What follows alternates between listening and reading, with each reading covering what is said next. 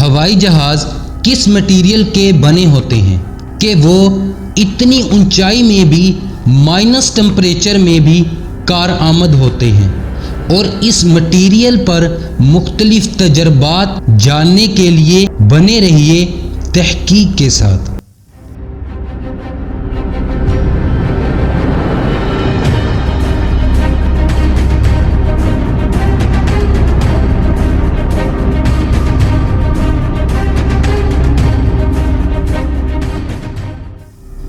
السلام علیکم سامعین، میرا نام ہے باسط افضل اور آپ دیکھ رہے ہیں تحقیق۔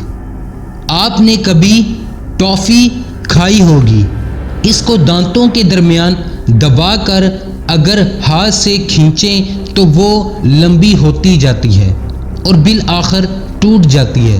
اس طرح کے ٹوٹنے کو سائنس کی زبان میں ڈکٹائل فریکچر کہتے ہیں۔ ڈکٹائل فریکچر یعنی لچکدار ٹوٹنا کہتے ہیں۔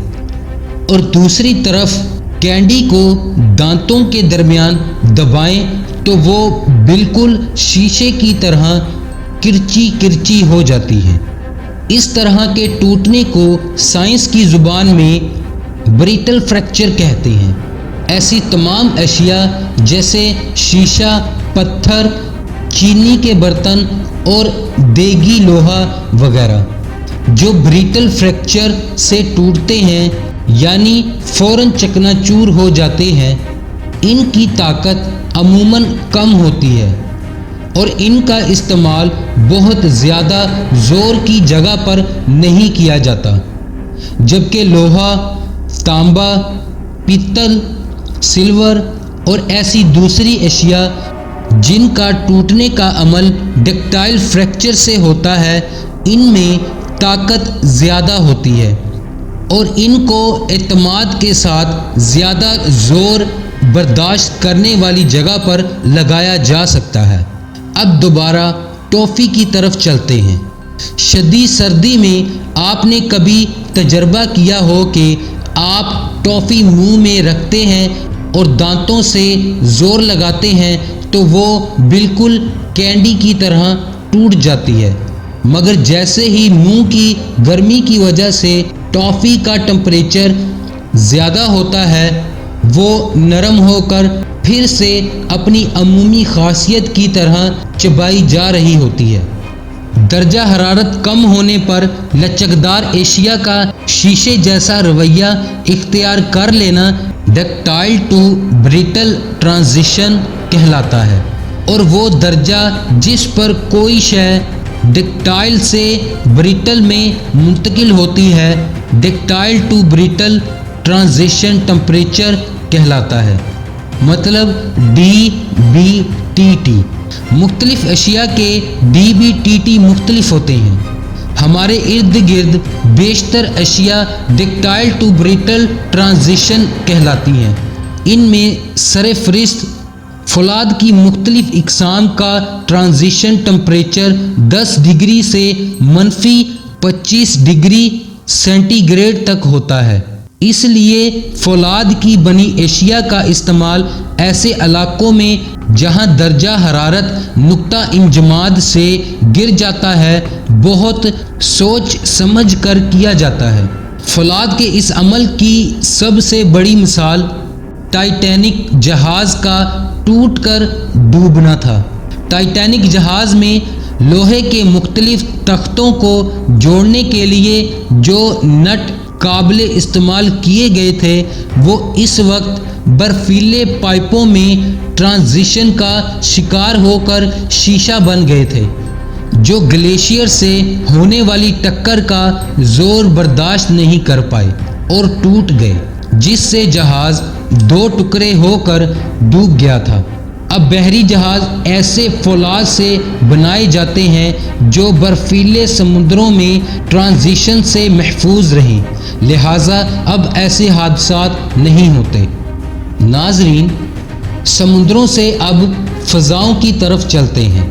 آپ جانتے ہیں کہ فضاؤں میں جہاں ہوائی جہاز چلتے ہیں وہاں درجہ حرارت -50 کے آس پاس ہوتا ہے۔ لوہا، پتل، تانبا، اور ایسی بھاری دھاتیں تو اپنی کثافت اضافی یعنی بھاری پن کی وجہ سے ہوائی جہاز بنائے جانے کے قابل ہی نہیں۔ ایسے میں صرف ایک ایلومینیم ہی بچتا تھا جو وزن میں انتہائی ہلکا ہونے کی وجہ سے جہاز بنائے جانے کے قابل تھا۔ یہاں یہ بات قابل غور ہے کہ اگر ایلومینیم کا DBTT یعنی ڈکٹائل ٹو بریٹل ٹرانزیشن بھی لوہے یا دوسری دھاتوں کی طرح -25 یا حتیٰ کہ -50 بھی ہوتا تو جہاز شدید اپنی پہلی پرواز پر ہی ٹکڑوں میں تقسیم ہو کر بکھر جاتا۔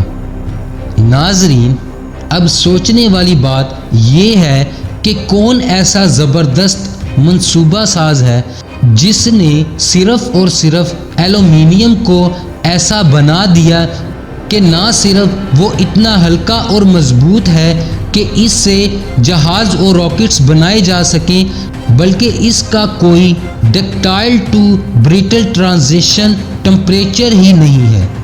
جتنا بھی ٹھنڈا کر لیں اس کی طاقت مزید بڑھتی رہتی ہے، حتیٰ کہ -200 ٹمپریچر پر بھی کارآمد ہے۔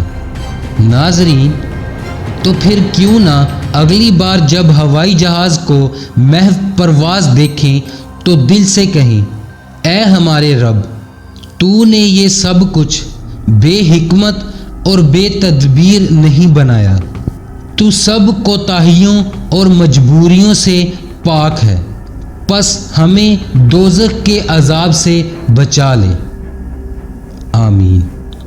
ناظرین، اگر آپ کو ہماری یہ تحقیق اچھی لگی ہو تو ویڈیو کو لائک اور چینل کو سبسکرائب ضرور کریں اور ساتھ میں بنے بیل آئیکن کو بھی ضرور دبائیں، اور یقیناً اس سے ہماری حوصلہ افزائی ہوگی۔ مجھے دیں اجازت، اپنا خیال رکھیں، اللہ حافظ۔